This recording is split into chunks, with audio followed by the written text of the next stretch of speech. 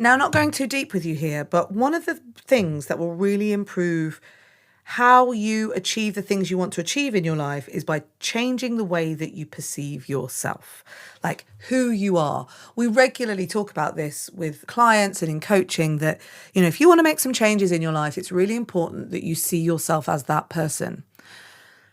Glib example, I work with a lot of people in radio, for example, and there are producers and there are presenters. And then sometimes producers become presenters. And it takes a while for them to sound comfortable on air because in their head, they are still producers. And I have to do a little bit of work on saying to them, right, you need to think of yourself as a presenter. And once they get that shift, that's when the voice changes. That's when the comfort comes in. And I'm experiencing a little bit of that identity change right now, which is I'm going from mum of child to mum of adult. And that in my head has become more of an identity shift than I was expecting. In that identity shift, one of the ways we celebrated the 18th birthday of my son was to pull out what I call the memory box, which was full of photos and artifacts and things of them. But also it had things of me. I used to play the flute before I was about 18. And in the box is all my flutes and my recorder. I did a load of things at a radio station where I had pictures. We found all these pictures of me and people I'd worked with, famous people I'd worked with. And being able to share that with the kids was amazing.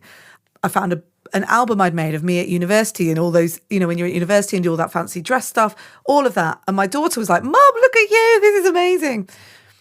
What it did was it reconnected me with some identities that I've probably shed that I could re-engage with now. And that was a really amazing feeling. I mean, I paint as well. And the kids were like, Mum, you need to paint more. There's so many good paintings in here. There were like drawings of them as kids and things like that. So in the same way that sometimes you do need to shed identity and move into a new one, there are times in your life, and it might be right now, that you could re-engage with identities of the past that made you feel good. I got out my flute, my son got out his guitar, and we spent Sunday afternoon playing some music together.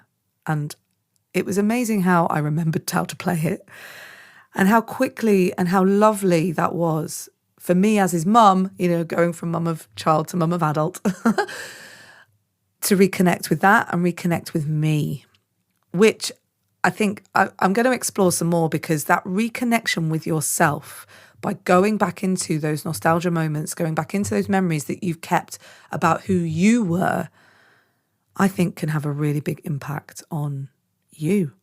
I tell you what, I've been floating on good hormones for the last week as a result. And rediscovering an old hobby, so fun. I've downloaded loads of Taylor Swift sheet music to play. So today, while you're re-engaging with those memories, like I said in the last episode, think about re-engaging with some things of you. Like who have you been in the past that you aren't right now that you might want to re-engage with? I'll be back tomorrow with another episode of Everyday Positivity for you. In the meantime, have a great day. And remember, you have 100% got this.